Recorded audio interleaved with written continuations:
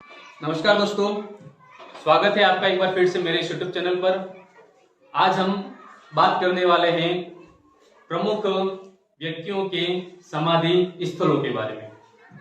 आज की हमारी क्लास है कि समाधि स्थल, किन महापुरुषों की समाधि कहाँ पर बनी हुई है और उस समाधि स्थल का नाम क्या है। जैसा कि आपको दिख रहा है, मैंने पहले से इसको लिखा हुआ है, हमें इसको समझना है। पहला नाम लिखा हुआ महात्मा गांधी।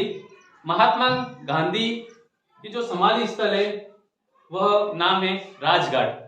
तो हम इसको याद कैसे करेंगे? तो हमें याद रखना, ये जो राज है, इस राज शब्द से याद रखना है कि हम पर राज किया था अंग्रेजों ने, हम पर राज किया था अंग्रेजों ने, और अंग्रेजों को बाहर निकालने का काम किया था गांधी जी ने।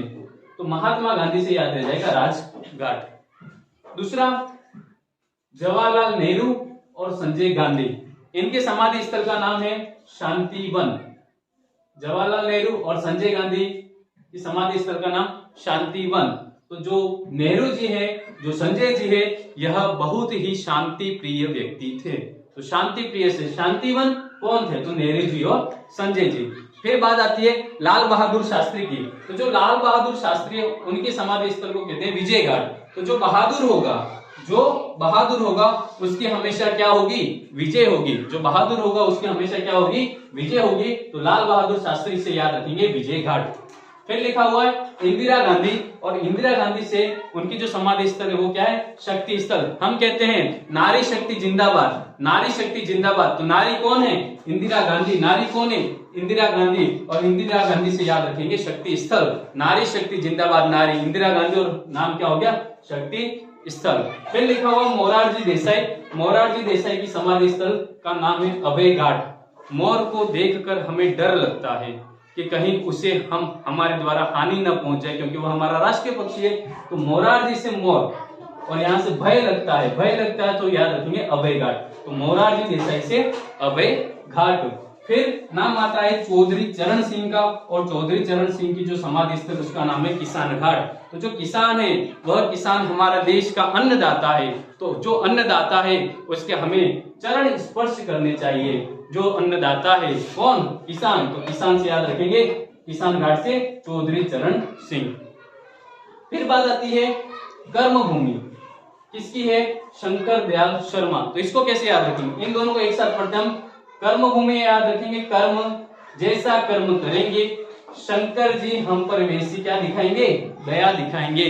तो शंकर दयाल शर्मा से कर्म भूमि, और जैसा कर्म दिखाएंगे शंकर जी हम पर दया दिखाएंगे।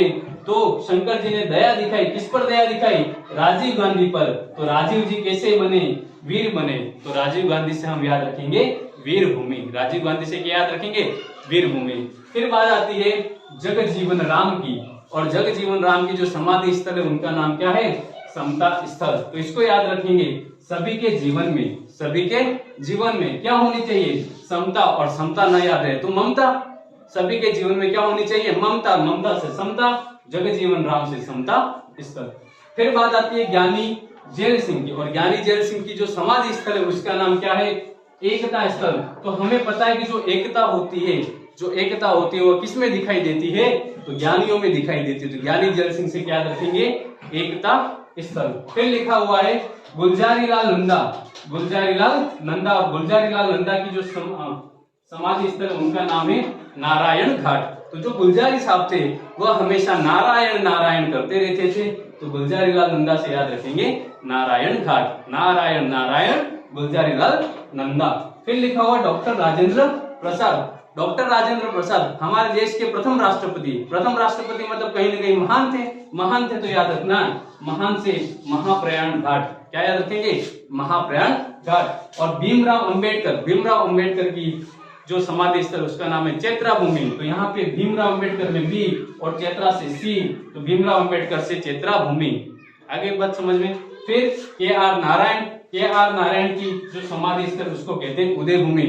उदय होगा किसका होगा? तो नारायण का। किसका? नारायण का।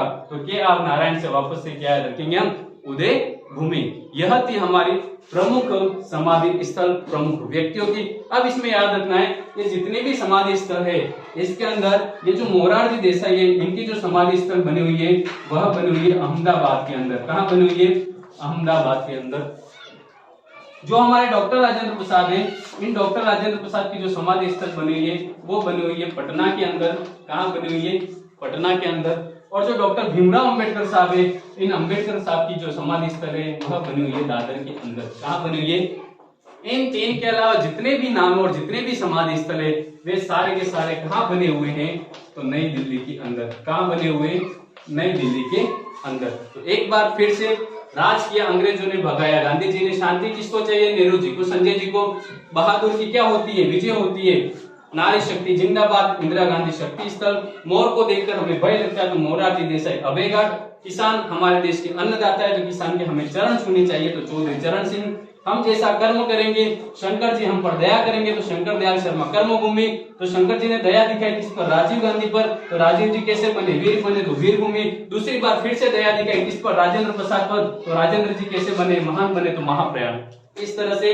और ज्ञानी जैल सिंह, ज्ञानियों में क्या एकता होती है? जग जीवन राम से। क्या याद रखेंगे? समता स्थल। सबके जीवन में क्या होनी चाहिए? समता। समता न याद रहे तो ममता। फिर भीमराव अंबेडकर से चैत्रा भूमि और के.आर. नारायण से उदय भूमि। तो उदय किसका होता है? नारायण का। तो नारायण नारायण के.आर. नारायण से क्या याद रखेंगे? उदय भूमि। यह थी हमारे आज की क्लास, प्रमुख व्यक्तियों के जो है समाधि स्थल। यदि आज की क्लास हमारी आपको पसंद आई हो तो वीडियो को अधिक से अधिक शेयर करें। चैनल पर नए हो तो चैनल को सब्सक्राइब करें, लाइक करें। धन्यवाद। जय हिंद, जय भारत।